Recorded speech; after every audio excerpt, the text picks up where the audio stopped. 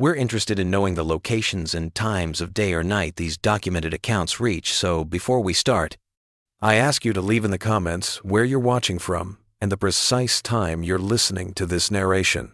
Welcome to this journey through one of the most unsettling cases documented in Pennsylvania history.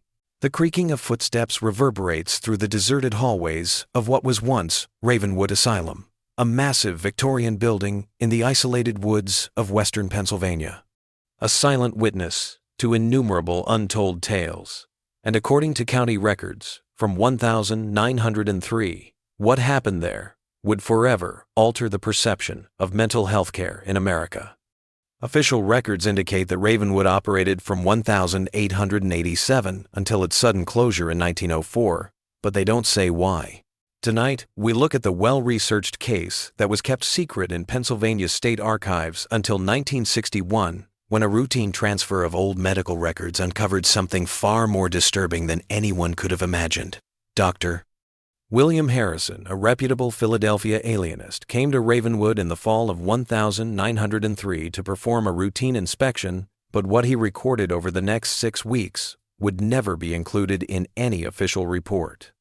His personal journal, found in a sealed box during the 1962 demolition assessment of the East Wing, reveals a different story, one of systematic cruelty passed off as treatment, of voices silenced, and of a medical establishment that chose to ignore it.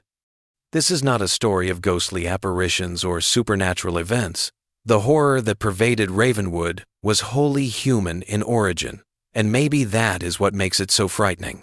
As we piece together what actually happened in those last few months of 1903, keep in mind that everything you're about to hear is based on documented evidence, medical logs, administrative correspondence, patient records, staff testimonies, and Dr. Harrison's own written observations. The names of some patients have been changed to protect what little dignity they were denied in life. The darkness that fallen over Ravenwood came not from beyond the grave, but from the minds of those entrusted with society's most vulnerable, and that may be the most terrifying reality of all. Westmoreland County is full of secrets. Ravenwood Asylum, about 17 miles from Pittsburgh, was built to be forgotten, where the cries would not be heard, where families could leave their troublesome relatives and return to society without any burdens. The facility is nestled between two hills, surrounded by dense oak and maple forests that turn blood red every autumn. Topographical surveys from 1885 indicate that the location was chosen specifically for its isolation, with the closest town, Millbrook, 7 miles away, along ill-maintained roads that became almost impassable during winters in Pennsylvania. The Westmoreland County Historical Society's employment records reveal that Ravenwood lost 37 employees in 1903 alone, an unprecedented turnover that would remain unaccounted for decades. The resignation letters, which are kept in administrative files, give evasive explanations, such as personal circumstances, health issues, or family responsibilities. However, local newspaper archives from neighboring communities reveal an odd trend. None of these former employees stayed in the area. Instead, they dispersed across the nation, leaving no forwarding addresses and cutting off all ties to their former place of employment. Dr. William Harrison's carriage pulled up to the state's imposing wrought iron gates of Ravenwood Asylum on a crisp autumn morning. The Pennsylvania Medical Board had received a number of unsettling reports regarding patient care standards, but nothing concrete, just rumors, anonymous letters, and handwriting that was purposefully disguised to suggest practices that violated modern medical ethics and treated patients as subjects rather than suffering patients in need of care. Harrison was the ideal candidate to look into the matter because he was the state's foremost authority on modern psychiatric practices. His credentials were impeccable. He had attended Johns Hopkins, published in reputable medical journals, and was well known for his progressive views on the humane treatment of the mentally ill. "The facade is impressive," he wrote in his diary entry on that first day. "Despite the grand architecture's suggestion of development and healing, something seems off right away. Despite their size, the windows appear to absorb light instead of reflecting it. The grounds, beautifully kept, but oddly empty of patients enjoying the therapeutic effects of fresh air as modern treatment would require. The main building rose 4 stories, made of dark granite quarried from nearby mountains, and its architectural style reflected the Gothic revival popular at the time of its construction in the 1882. Pointed arches, steep gables, and ornate cornices. However, Harrison noted that there were subtle differences from other institutional buildings of the time, such as the fact that the windows, though numerous, were positioned at odd angles that limited sight lines between wards. The corridors followed illogical patterns that created confusing pathways through the facility, and most notably, the grounds had high walls covered with ivy, not just around the property perimeter, but between different parts of the complex itself, creating isolated courtyards with no visibility between them.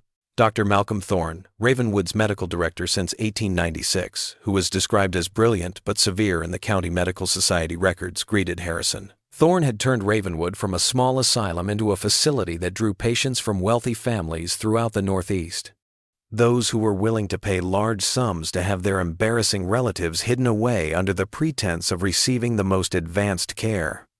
Thorne was tall and gaunt, with silver hair swept back from a high forehead, and his eyes were pale blue, which Harrison described as remarkably clear but somehow empty, like looking through glass into nothing. Thorne moved with precise, economical gestures and spoke in a soft voice that made his listeners unconsciously assume a posture of deference. "There's a certain coldness to Thorne," Harrison wrote that night. "His credentials are impeccable. Harvard Medical School, research periods in Paris and Vienna, yet his eyes show neither. When he refers to patients with clinical detachment, he uses diagnosis instead of name." Something flickered across his face so fleetingly that I almost missed it when I asked for full access to every ward. Calculation, hesitancy. Harrison recovered quickly, telling me Ravenwood had nothing to hide. Harrison had no idea that his routine inspection would reveal a system so unsettling that the state of Pennsylvania would later classify the findings until 1961.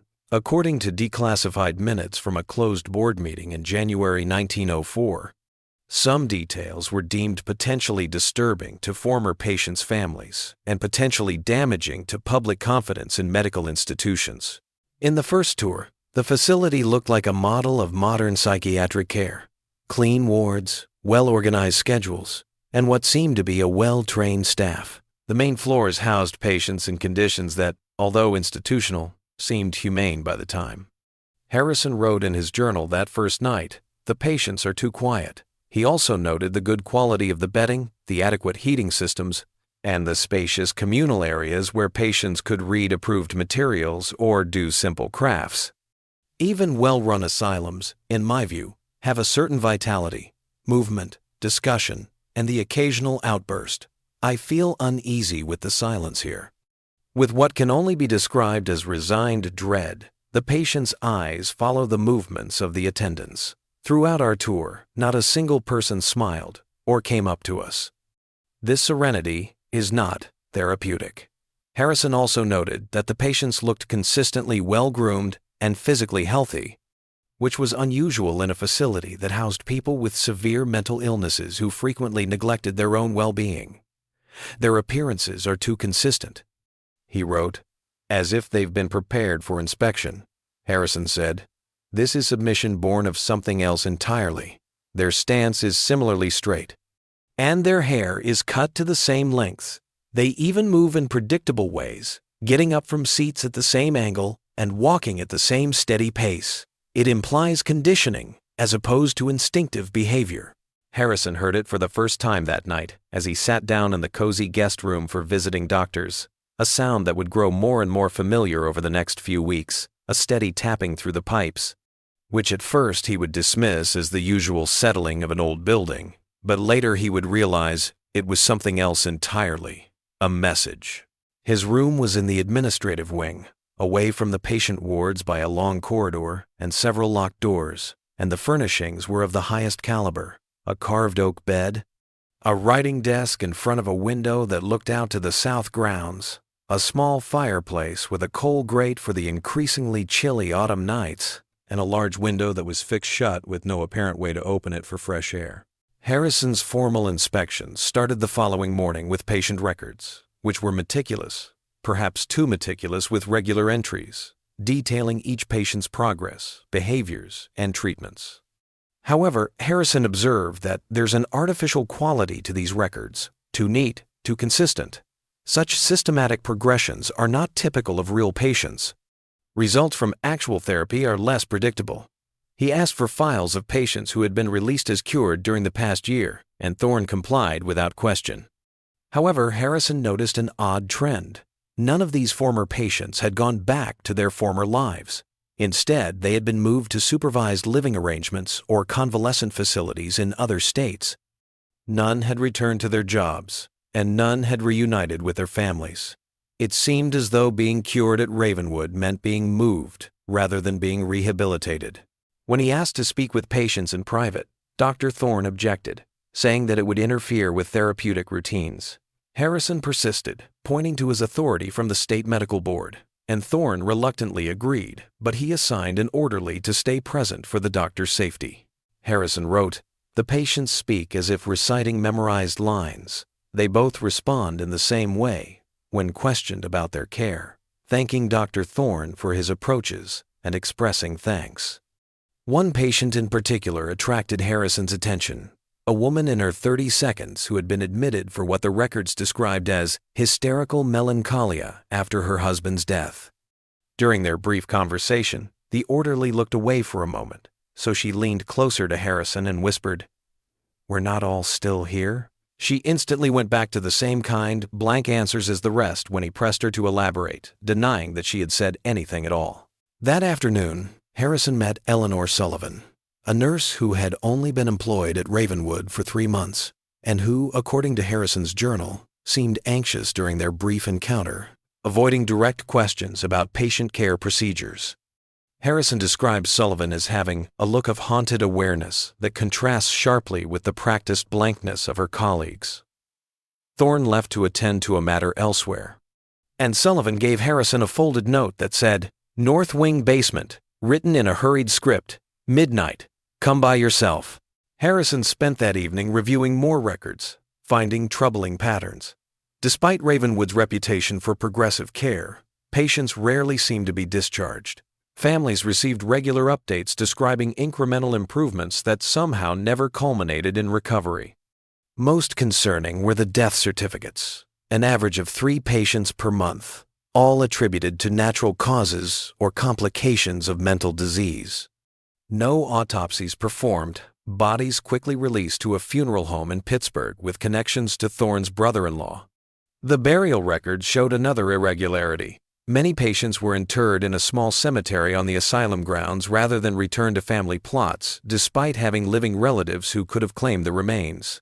The cemetery itself wasn't included on any official tour.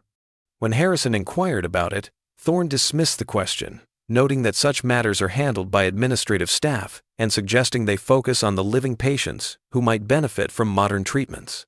Harrison headed toward the north wing as the grandfather clock in the main hall struck midnight. The building's layout was confusing, possibly on purpose, with narrow corridors branching and turning back on themselves, unmarked doors leading to unexpected places, and the basement access hidden behind a storage cabinet in a linen room that was rarely used. The air grew colder as Harrison descended the stone steps, with only a small lamp he brought from his room to light his way. The basement level was surprisingly large, much larger than the building above would have suggested, with rough stone walls giving way to earthen corridors in some places, indicating that parts had been excavated long after the original construction. "I shouldn't be here," Eleanor Sullivan muttered as she waited, clearly shaking. "They watch us, every one of us." The core of Harrison's private investigation, however, would be what she disclosed that evening. A system of experimental treatments administered to a select group of patients, mostly those without family ties or powerful relatives. According to Sullivan, these special protocols were carried out in a part of the basement that wasn't shown on any official building plans, which staff members referred to as the laboratory. "Patients come back different," Sullivan told him. "Not improved, altered, in compliance, empty. Although Dr.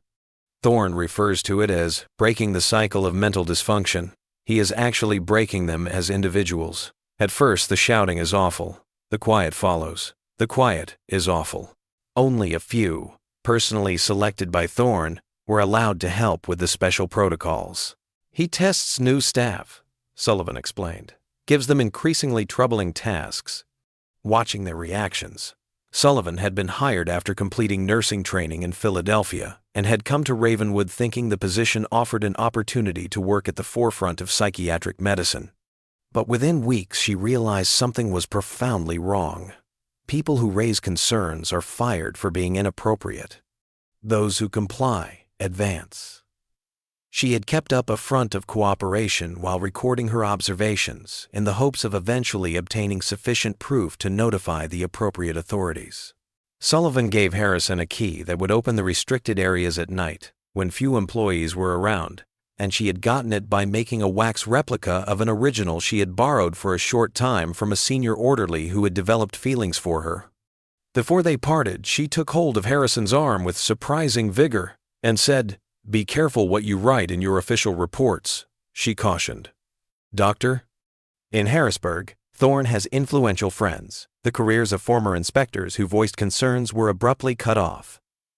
One person with persecutory delusions was admitted to an asylum in Maryland. In keeping with the appearance of usual process, Harrison continued his formal inspection the next day, writing in his journal, "I find myself adopting a performance, asking expected questions, making expected observations." He focused on the pharmacy and medication storage, pointing out that although the official dispensary had the standard treatments of the time bromides, chloral hydrate, and morphine sulfate, there was evidence of a separate pharmaceutical operation, and supply records revealed purchases of chemicals not typically used in psychiatric treatment, including compounds more common to experimental laboratories than medical facilities. Meanwhile, I'm cataloging discrepancies, locked doors that don't appear on floor plans, staff who work exclusively night shifts and are never seen during day tours, and patients whose records show regular treatments but whom I never see in any ward. Harrison used Sullivan's key to enter the northern basement area that night, and what he found would be recorded in a separate journal which he kept hidden in his room away from his official notes. This journal, which was later found during the 1962 building assessment, gives the most detailed account of Ravenwood's actual operations. Thorne's methodical documentation of his work was most disturbing, as were the notebooks that contained Thorne's methodical recording of his work. What Thorne calls curative therapy is nothing short of systematic torture disguised as medical treatment, Harrison would later write. He has created methods for subduing the human will by combining chemical substances he created, painful stimuli, and sensory deprivation. According to his notes, rehabilitating the faulty mind entails bringing patients to a condition of total submission before reconstructing them in accordance with his idea of mental normalcy. Using what Thorne called erasure, a vague combination of isolation, disorientation, and chemical sedation that could last weeks, the laboratory journals described a process Thorne called cognitive reconstruction. After being properly prepared, patients entered the inscription phase, systematic conditioning through reward and punishment, coupled with hypnotic suggestion and ongoing chemical management. Patients were kept in darkness, exposed to irregular patterns of noise and silence, and denied sleep. Thorne's notes showed a particular interest in what he called memory architecture, methods for selectively removing or altering certain memories while leaving others intact. Harrison found that patients were chosen for these experimental protocols according to certain criteria. Those from wealthy families received standard, if ineffective, care, while those from lower social standing became unwitting test subjects. The most unsettling were the patients who were labeled as permanent research subjects, those whose conditions made them ideal for ongoing experimentation, with no intention of ever releasing them. She shows no recognition when she is shown pictures of her past pupils. She exhibits total competency when given academic texts from her previous career. The erasing process was successful. Harrison discovered among Thorne's papers letters to well-known doctors in America and Europe, reputable names in psychiatric medicine who were interested in his techniques and outcomes, some of whom had even traveled to Ravenwood to witness these operations. The horror of Ravenwood was not the product of a single madman, but rather the rationalization of a medical ideology that treated some patients as less than human, as tools for progress, rather than as human beings in need of care. Perhaps most unsettling was a ledger detailing Thorne's financial agreements with a number of pharmaceutical companies and medical equipment manufacturers who used pseudonyms in their correspondence. But Harrison identified several as important suppliers to hospitals in the Northeast. As the full extent of Thorne's work became apparent, Harrison struggled to keep his cool and spent hours copying important documents and diagrams. As dawn drew near, he cautiously put everything back where it belonged and headed back to his quarters, writing in his journal, "I must proceed with extreme caution." Before any formal action could be taken, these recordings would probably be destroyed as a result of direct confrontation. I need witnesses who are willing to testify and unquestionable proof. Harrison devised a methodical plan over the next few days, continuing his official inspection during the day while surreptitiously recording Ravenwood's true nature at night. Identifying possible allies among the staff, those who appeared uneasy about the asylum's procedures but kept quiet out of fear, creating thorough maps of the facility, noting all unofficial areas and access points, and, most crucially, starting to identify patients who had received Thorne's experimental treatments and recording their conditions and histories. Harrison was particularly interested in one patient, a woman who was only listed in the records as Patient 47. Unlike other Thorne experiment subjects who grew docile and unresponsive, she retained an awareness behind her compliant exterior. And Harrison noticed her tapping patterns on tables, walls, and pipes, the same rhythmic sequence he had heard through the plumbing on his first night, which he later recognized as Morse code after consulting a reference book. She was repeatedly spelling the same message, BOW. However, Thorne's private research notes revealed a different story. She had been a nurse at another facility who had witnessed something she wasn't supposed to see, and her treatment at Ravenwood was intended to eradicate specific memories while preserving her training and general cognitive functions. Patient 47's official records described her as a chronic case of delusional psychosis admitted in 1901, with a name listed as Jane Smith, clearly a pseudonymous, and minimal intake documentation compared to other patients. Following this lead, Harrison searched for access points beneath the basement laboratory on the evening of October 29th. He found a narrow staircase to a sub-basement behind a heavy storage cabinet that was not on any building plans. The steps were smooth from use despite their hidden location. And at the bottom was a heavy iron door that was locked with a complicated lock that Sullivan's key would not open. Harrison returned the next night with tools borrowed from the maintenance shed, and it took almost an hour of careful manipulation before the lock finally gave. His worst fears were not realized when he discovered a series of cells filled with patients in varying states of physical deterioration, some of whom looked as if they had been confined for months or years, the failed experiments.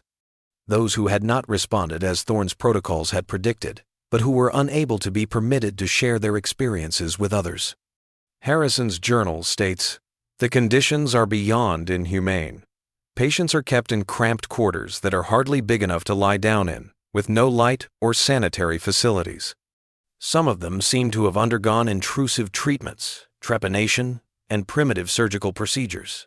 The smell is unbearable. What number of inspectors have been to Ravenwood and failed to find this secret floor? Or did they find out and decide to say nothing?" Around a central area with examination tables and equipment, the cells were arranged in a circle, and Harrison counted 17 occupied cells, though some stood empty, possibly recently used, based on the condition of the bedding.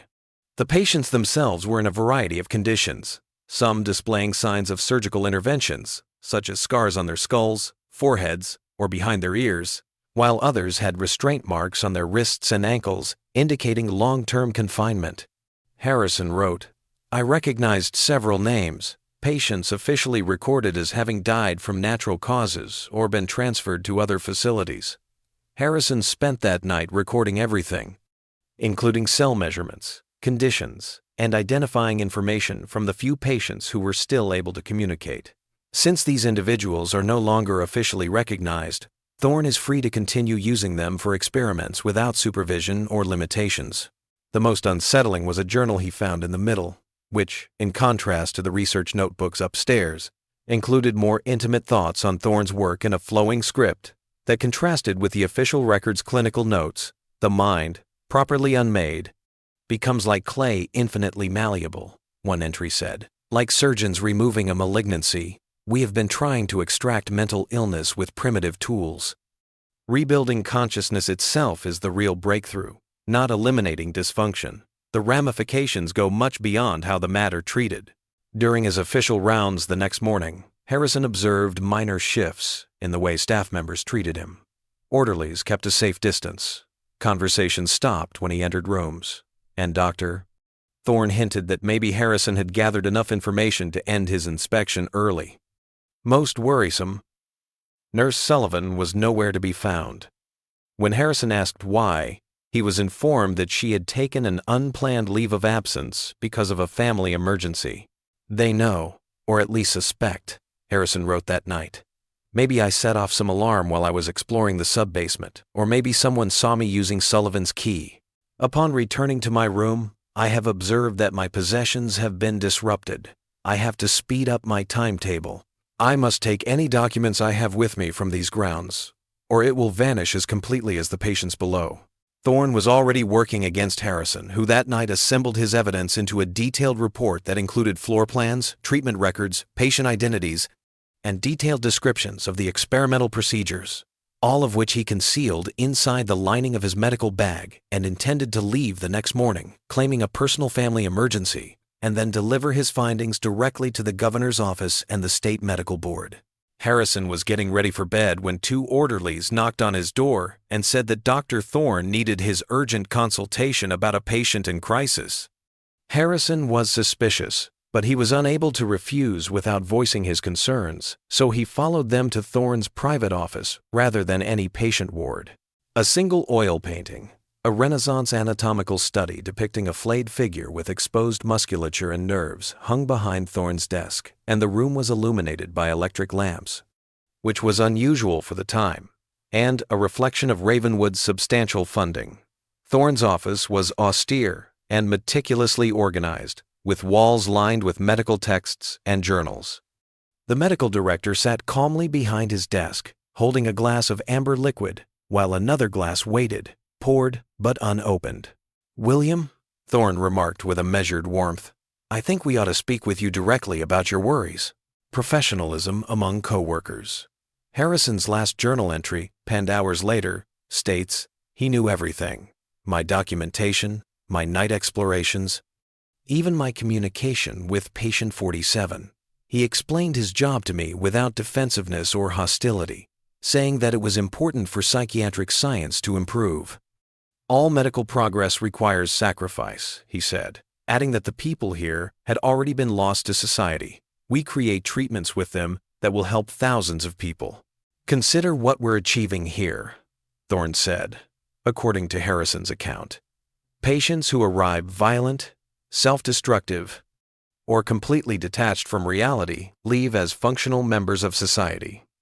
Thorne described his work as pioneering treatment rather than experimentation, comparing himself to early surgeons who were initially condemned for cutting living bodies but later celebrated as medical heroes. Thorne described his vision of a transformed approach to mental illness, not just managing symptoms, but fundamentally restructuring consciousness itself. Patterns that promote tranquil living are substituted for their disruptive memories and behaviors. Isn't eliminating the ability to cause suffering the ultimate humanitarian goal? Your reputation versus scientific advancement, Thorne summarized. I'm offering you the opportunity of a lifetime. Harrison reported turning down the untouched drink, suspecting it contained one of Thorne's chemical compounds, claiming exhaustion, and asking for time to think about Thorne's proposal. The medical director agreed, but Harrison pointed out that the orderlies were still outside his door, not for protection, but to make sure he stayed contained. Thorne gave Harrison a choice: become a research partner with access to unheard-of resources and the freedom to publish groundbreaking findings, or be discredited professionally through carefully fabricated evidence of misconduct, possibly even facing commitment himself. I don't have any illusions about my circumstances, concludes this last journal post. I'll either be a part of Ravenwood's secrets by morning, or I'll have escaped with evidence. I've concealed this journal in the hopes that a future researcher may come across it. Be aware that what occurs at Ravenwood is not unique if you are reading this. It stands for a perilous ideology that is spreading throughout the country's mental system.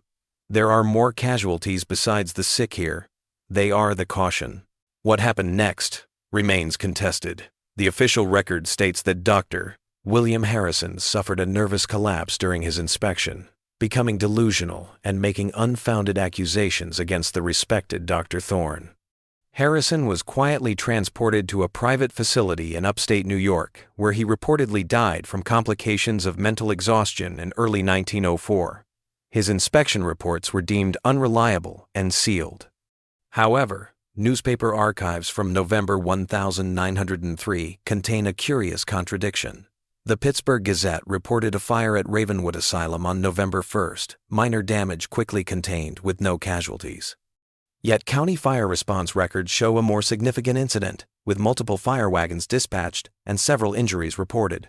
Most tellingly, insurance claims filed by Ravenwood specifically mentioned extensive damage to the administrative wing, including Dr. Thorne's office and the guest quarters, precisely where Harrison's evidence would have been kept. Many carriages came and went at strange hours, and lights were visible throughout the facility until dawn, according to local residents interviewed decades later.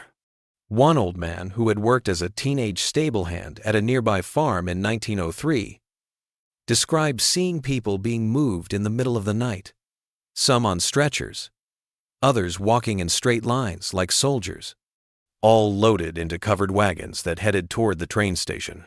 Ravenwood continued to operate after this, but under more scrutiny. Dr. Thorne left his post in December 1903 citing health issues and moved to Vienna, where he continued his research at a private clinic until his death in 1917.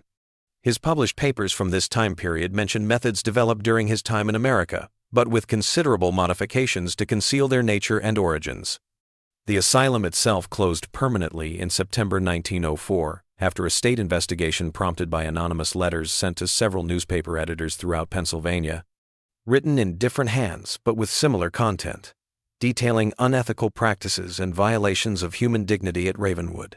The patients were moved to other facilities, the records were sealed, and the building was abandoned. Strangely, documents reveal that in the months after Ravenwood closed, a number of other mental hospitals in the Northeast adopted new treatment regimens strikingly similar to the modified Thorne's techniques, marketed as novel approaches to treating severe mental illness, with no recognition of their source. A number of doctors who had written to Thorne went on to have illustrious careers, their affiliations with Ravenwood carefully hidden in professional biographies. The real Ravenwood story was buried for decades until a junior clerk, as part of a routine transfer of historical medical records to the state archives, in 1961 found a collection of documents that did not fit the official story. Copies of Harrison's original documentation, somehow preserved and hidden within ordinary administrative files, sparked a limited investigation, though by that time most witnesses had died and physical evidence had long since been destroyed. Margaret Wires, the clerk, later reported that several files had vanished from the archive shortly after her discovery, and when she brought this to the attention of her superiors, she was told that the missing documents had been reclassified for security reasons and moved to a restricted access facility. Winters was reassigned to another department shortly afterward and told not to share her findings. The journal that serves as the basis for this account was found in a sealed metal box in a wall cavity near Harrison's guest quarters in 1962, when the eastern part of the abandoned asylum was being evaluated for possible demolition. The discovery sparked a brief resurgence of interest in the Ravenwood case, and a reporter from the Pittsburgh Post-Gazette attempted to publish a series on the asylum's history, partly based on the newly discovered materials. After the first installment appeared, subsequent articles were abruptly canceled, the reporter was reassigned to sports coverage, and a retraction was printed citing unsubstantiated claims and reliance on dubious historical sources. The most disturbing discovery came in 1968 during excavation for a planned housing development on the former asylum grounds.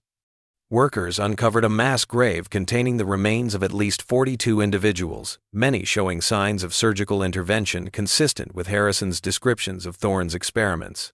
County records listed no cemetery or burial ground at that location.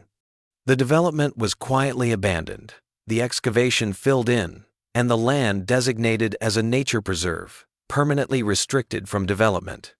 Forensic analysis of the remains, conducted before they were reinterred in a common grave at a nearby cemetery, revealed troubling details. Many skulls showed evidence of trepanation and other surgical procedures targeting the brain. Several had metal plates or devices attached to the inner cranium, technology that didn't align with known medical practices of the early 1900s. Most disturbing were small glass vials found embedded in the brain cavities of 6 individuals, containing traces of unidentified chemical compounds that degraded before complete analysis could be performed. The question still stands: how much did the medical establishment know about Ravenwood's actual operations? According to correspondence found among Thorne's preserved papers, his methods, although perhaps extreme, were not entirely outside acceptable experimental parameters by some influential colleagues. A number of prominent physicians who received patients transferred from Ravenwood never questioned the dramatic personality changes these individuals displayed, instead praising the successful treatment of previously intractable cases. A historian studying the evolution of psychiatric care noted that several standard treatments used throughout the mid-20th century bear striking similarities to modified versions of Thorne's techniques, especially those involving combined chemical and psychological conditioning. Although modern psychiatric practice has long since abandoned such methods, their effects persisted in institutional settings well into the 1950s. Nurse Eleanor Sullivan was never found. No record of her exists in any Pennsylvania nursing registry from that period. Some speculate she was one of Thorne's fabrications, a test of Harrison's discretion. Others believe she was real but silenced before Harrison's final confrontation with Thorne. A third theory, suggested by documents found in 1967, indicates that a woman matching Sullivan's description was admitted to a Maryland asylum in December 1903. Diagnosed with hysterical delusions regarding medical misconduct, she reportedly died there in 1907. Certain details suggest Sullivan may have played a more complex role than initially apparent. Harrison's journals mention her providing specific information about laboratory protocols that would have been difficult for a junior nurse to access. Some historians have proposed she might have been a former patient, subjected to partial cognitive reconstruction, employed by Thorne to identify staff with ethical concerns, then experiencing her own crisis of conscience as memories began to resurface. None of the remains found in 1968 could be positively identified as belonging to Patient 47, whose Morse code messages first made Harrison aware of the horrors in the sub-basement. The only hint is found in a single entry in Thorne's private research notes, which describes a remarkably resilient female subject demonstrating unusual cognitive preservation despite extensive cerebral modification. The entry ends, "Subject terminated due to persistent communication attempts," but a curious footnote appeared in a 1955 psychiatric journal article about cases of patients developing extraordinary cognitive abilities after brain trauma. One case described a woman who was admitted to a hospital in Philadelphia in 1904, unable to give her name or history, but who was able to use her fingers to tap complex texts in Morse code. The article said she communicated primarily through written messages, describing fragmented memories of a place below where minds were unmade. Hospital records show she was under observation for several months before being claimed by a relative and going missing from recorded history. The State Historical Preservation Office has repeatedly denied requests to designate the ruins of Ravenwood Asylum as a historical site, citing insufficient historical significance. The main building's shell remains partially intact, its darkened windows like empty eye sockets staring out at the surrounding forest. Nature reclaims it slowly, with ivy climbing the walls, trees growing through collapsed sections of roof, and wildlife making homes in abandoned wards. Locals avoid the area, reporting a heaviness in the air, that has nothing to do with supernatural phenomena, but rather with the knowledge of what humans did to other humans within those walls. The true horror of Ravenwood wasn't in ghostly manifestations or demonic possession. It was in the calculated cruelty justified as medical advancement, in the systematic erasure of humanity from those deemed expendable, and in the institutional willingness to look away when confronted with uncomfortable truths. Perhaps most disturbing is how many of Thorne's techniques were quietly adopted into mainstream psychiatric practice in modified forms throughout the early 20th century. The medical records from various institutions across Pennsylvania, New York, and Maryland during the 1,910 seconds and 1,920 seconds show treatment protocols that bear unmistakable similarities to Thorne's cognitive restructuring methods. The language was sanitized, the most extreme elements removed, but the core approach remained, breaking down undesirable mental patterns through combined chemical and psychological interventions, then reconstructing thought processes deemed more appropriate. What disappeared entirely from these adapted techniques was any acknowledgement of their origins. Thorne's name rarely appears in psychiatric literature after 1910, despite his previously prominent position. His later papers, published in obscure European journals, received little attention in America. It was as if the medical establishment collectively agreed to utilize his methods while erasing their creator from history. Although it is impossible to definitively establish direct links between Ravenwood and later controversial government programs, the conceptual lineage is hard to overlook. Documents declassified in the 1,960 seconds show that some government agencies were interested in Thorne's work during both World Wars. Memoranda discussed possible uses for behavioral modification techniques developed in psychiatric settings for intelligence purposes. When interviewed by a medical historian in 1965, the elderly Dr. Thomas Weldon, the last known individual associated with the Ravenwood case, provided perhaps the most chilling insight. What happened at Ravenwood wasn't an aberration. Weldon was a junior physician who briefly worked under Thorne in early 1903. It was just too open, too obvious.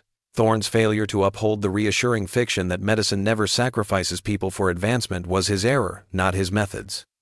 Weldon described a medical culture that implicitly approved of experimentation on those deemed already lost, the severely mentally ill, the impoverished, and those without families to advocate for them. Thorne's error was documentation, Weldon said, adding that Thorne kept meticulous records because he sincerely believed he was doing groundbreaking work that would eventually be celebrated. Harrison didn't expose a monster. He exposed a mirror that reflected what we all preferred not to see. When I voiced concerns, Thorne told me that individual results were irrelevant compared to the knowledge gained. Weldon claims that he left Ravenwood after seeing a procedure in which a patient was subjected to simultaneous electrical stimulation of the brain and chemical sedation, resulting in permanent cognitive impairment. Others were more covert, carrying out similar work but guaranteeing plausible deniability. That's when I realized what was actually going on there.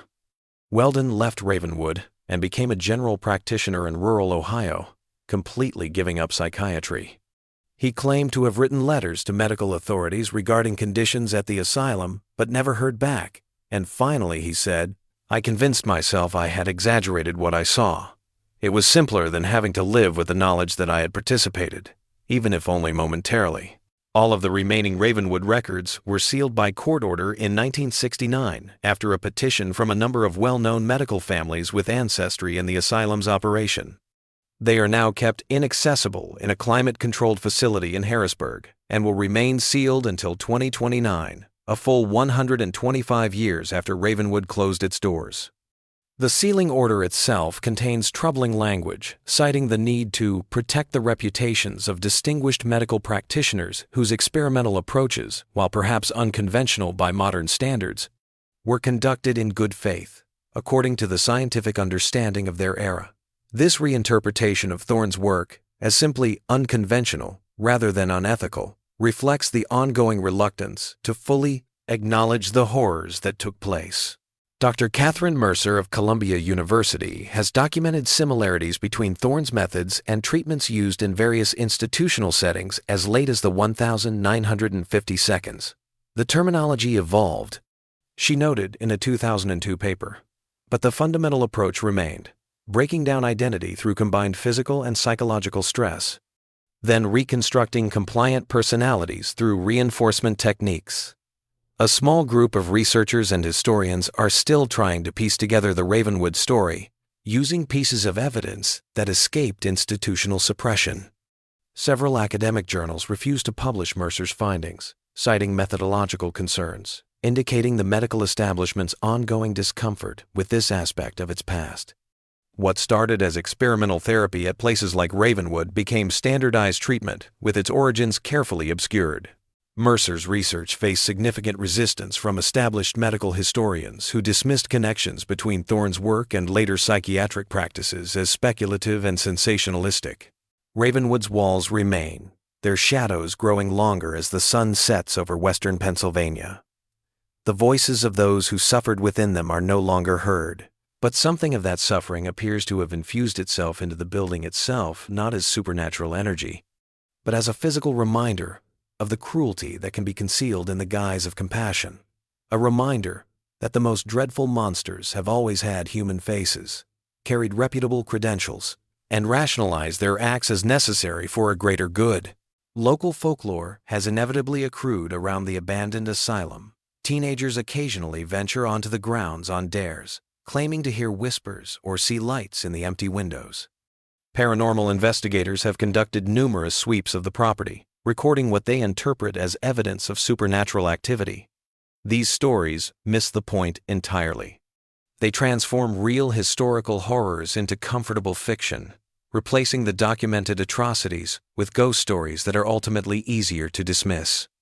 The true legacy of Ravenwood lies not in alleged hauntings, but in the philosophical questions it raises about medical ethics, institutional power, and society's willingness to look away from uncomfortable truths.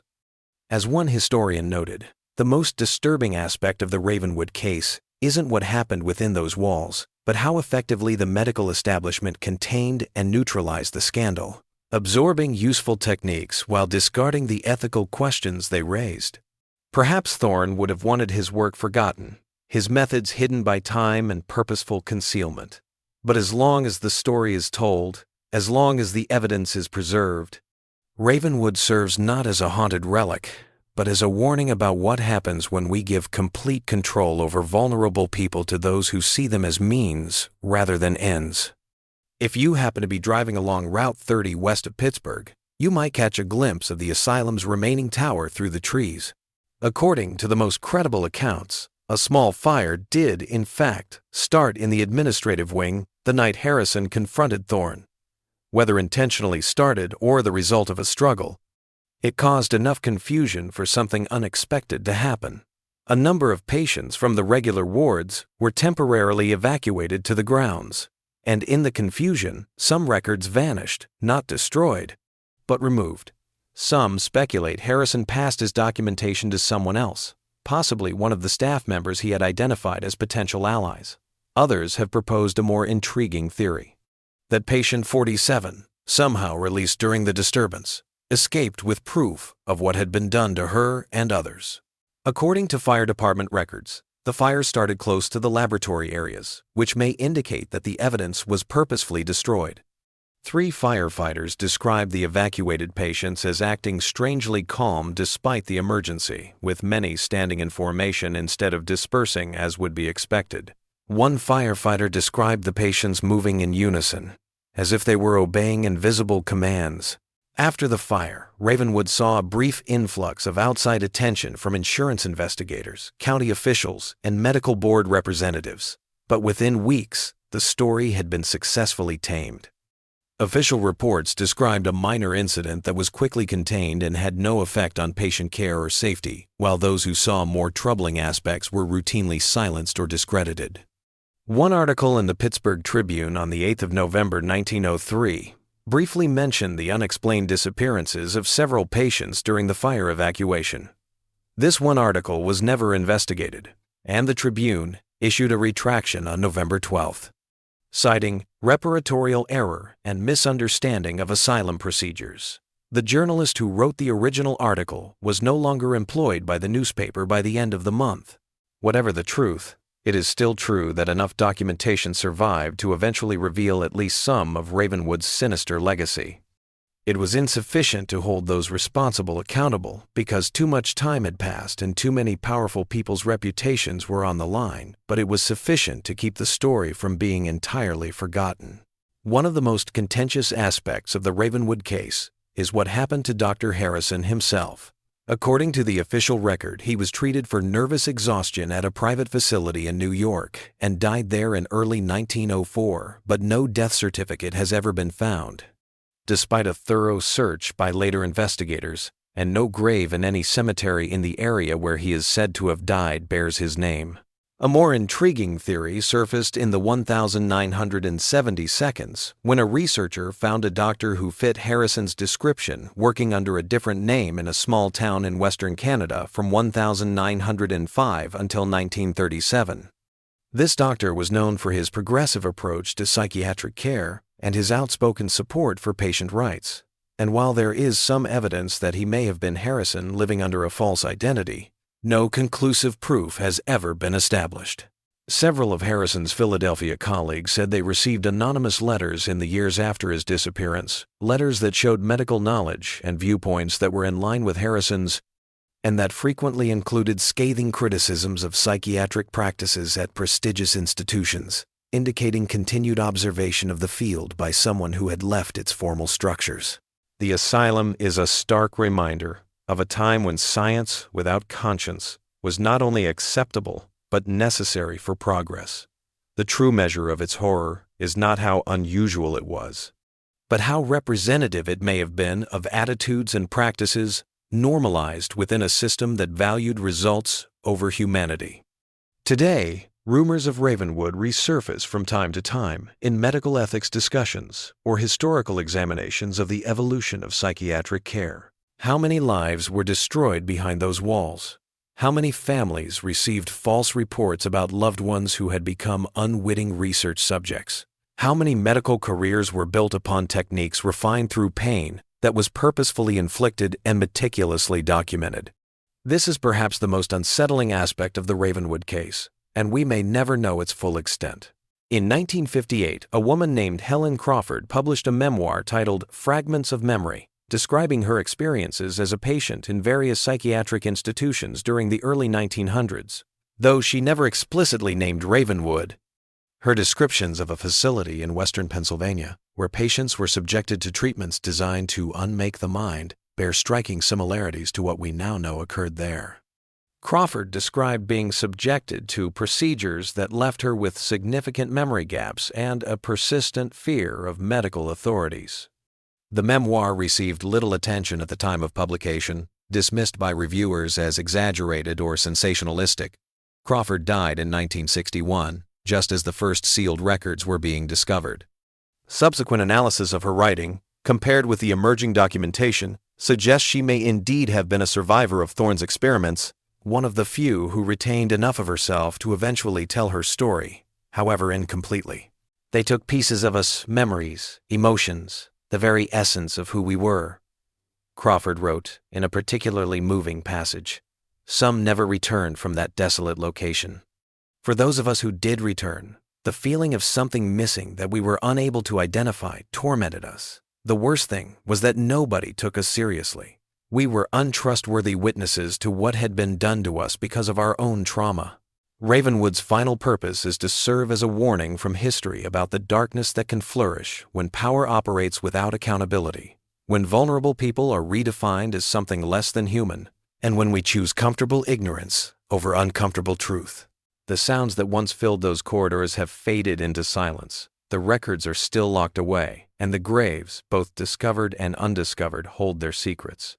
Although county records show no documentation for these burials, no death certificates corresponding to their likely time frame, and no acknowledgement of their existence in any official capacity, archaeological surveys using ground-penetrating radar have recently found more unmarked burial sites on the former asylum grounds, indicating that the 42 bodies found in 1968 represented only a fraction of those who never left Ravenwood. Near the entrance to what is now known as the Westmoreland Nature Preserve is a tiny memorial built in 2001 by a local historical society with a straightforward inscription, "In memory of those who entered Ravenwood Asylum between 1887 and 1904, whose names and stories were taken from them, in a small ceremony of remembrance for those who were systematically erased. A small group of locals and medical ethics advocates place candles at the site on November 1st of each year. May their suffering not be forgotten." Modern practitioners examine these historical cases not as curiosities, but as crucial cautionary tales about the responsibility that comes with power over vulnerable people.